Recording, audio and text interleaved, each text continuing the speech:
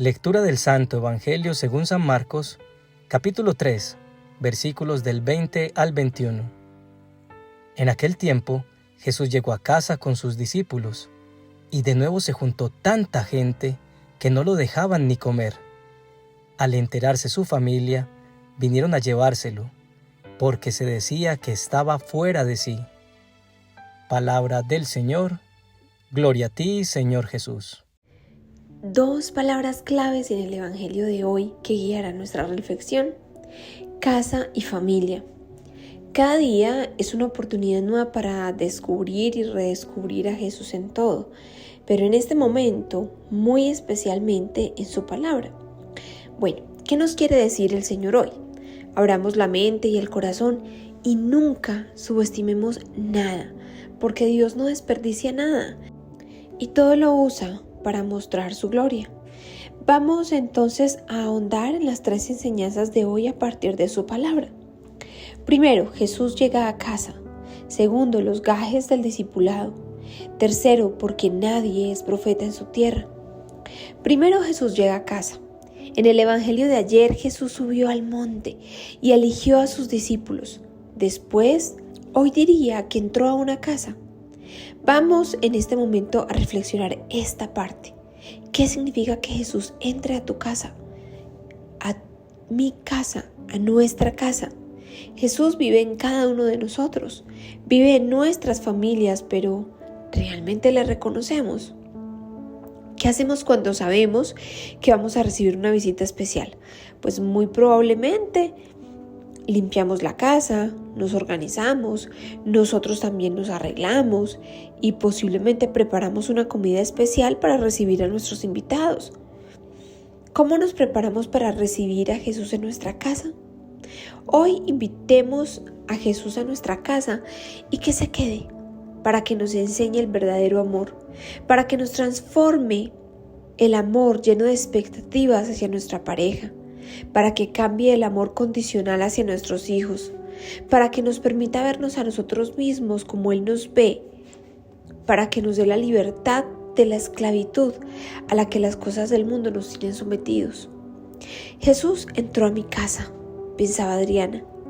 Quédate, Señor, no te vayas. Después de su momento de oración con Dios, estaba ya ella en ese cuarto pequeño. Ya había hablado con Dios. Y con el pasar de los días venía sintiendo la necesidad de perdonar a su expareja, a la familia de su expareja y a su propia familia. Su hijo adolescente constantemente peleaba con ella y ella sentía que el mundo era una carga a veces que se hacía demasiado pesada. Jesús, no tengo casa, pero entra a este cuarto que es mi hogar temporal, solía decir. Pero esa noche sintió una necesidad de pedir perdón y perdonar. Esto no hubiera sido posible si Jesús no estuviera en su casa. Segundo, los gajes del discipulado. Dice en su palabra hoy que Jesús llegó a una casa con sus discípulos y de nuevo se juntó con tanta gente que no lo dejaban ni comer. Otra versión dice que no podían comer él ni los discípulos. Jesús vino a servir y el servicio muchas veces implica negarse a sí mismo. Todos en alguna forma servimos. Las mamás servimos en nuestra casa, a nuestros hijos, a nuestro esposo. También en nuestros trabajos solemos servir. Ahora, ¿cuánto más no va a valer ese sacrificio en el oficio de llevar almas al cielo a los pies de Cristo? Jesús había entrado en la casa de Adriana, quien ahora quería servirle al Señor. Antes se ensimismaba más en sus problemas, ahora trataba de escuchar más a los demás en sus propias situaciones. Su trabajo absorbía todo el día, pero cuando llegaba a la casa buscaba compartir tiempo de calidad con su hijo. Eso implicaba para ella menos descanso, pero sabía que eso era lo que Dios la llamaba a hacer con su propio ejemplo. ¿Tu cansancio a otros descansa? Y tercero, porque nadie es profeta en su tierra. Dice hoy en su palabra que los familiares de Jesús fueron a llevárselo porque pensaban que estaba fuera de sí. Bueno, ¿y qué es estar fuera de sí? Fuera de sí es estar loco. El Señor en el Evangelio de Mateo dice que nadie es profeta en su tierra. A veces, cuando seguimos a Dios y nos sumergimos en su servicio, puede que nuestras acciones y elecciones parezcan extrañas o incluso locas a los ojos del mundo e incluso a los ojos de aquellos cercanos a nosotros. En el contexto de las familias católicas, esta relación puede llevarnos a considerar la importancia de la fe y la obediencia a Dios, incluso cuando enfrentamos la falta de comprensión o juicio de los demás. Así como Jesús se enfrentó a la incredulidad de sus propios parientes, nosotros también podemos encontrarnos en situaciones en las que la fe nos llama a seguir un camino que puede parecer inusual o desafiante. La fidelidad a Dios a menudo implica renuncias y acciones que pueden parecer incomprensibles desde una perspectiva puramente humana. La verdadera locura desde la perspectiva de la palabra de Dios es la sabiduría de Él. En estos momentos confiamos en que Dios, que conoce todos nuestros corazones, nos sostendrá y nos guiará en su verdad, incluso cuando enfrentamos malentendidos y críticas.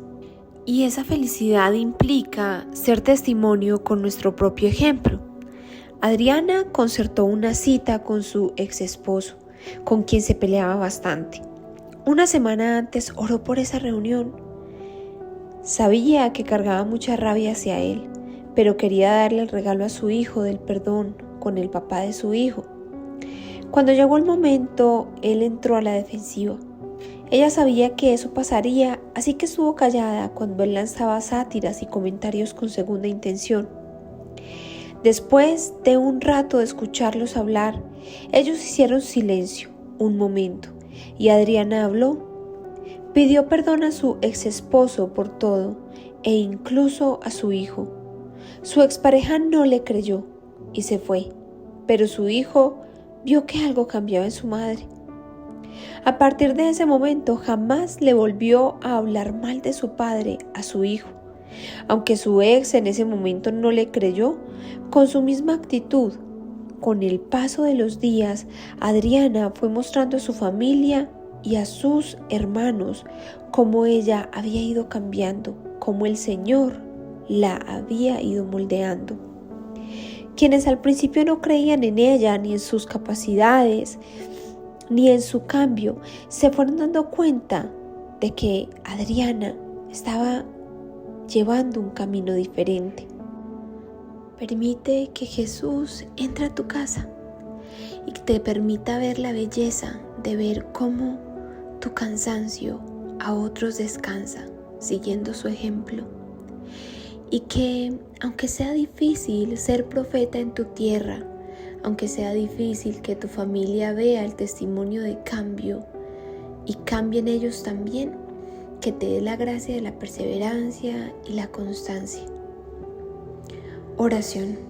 Amado Padre, tú nos limpias, nos transformas, nos santificas, nos lavas con tu palabra. Es posible, Jesús, que en mi familia aún no me creen cuando les hablo de ti. Padre mío, que les siga amando, que mi cansancio a otros descanse y que entendamos que en el proceso de seguirte muy probablemente vamos a recibir rechazo. Cuídanos, guárdanos, no permitas que nos alejemos de ti. Te lo pedimos, Padre bueno, en el nombre de Jesús. Madre María, llévanos a tu Hijo. Amén.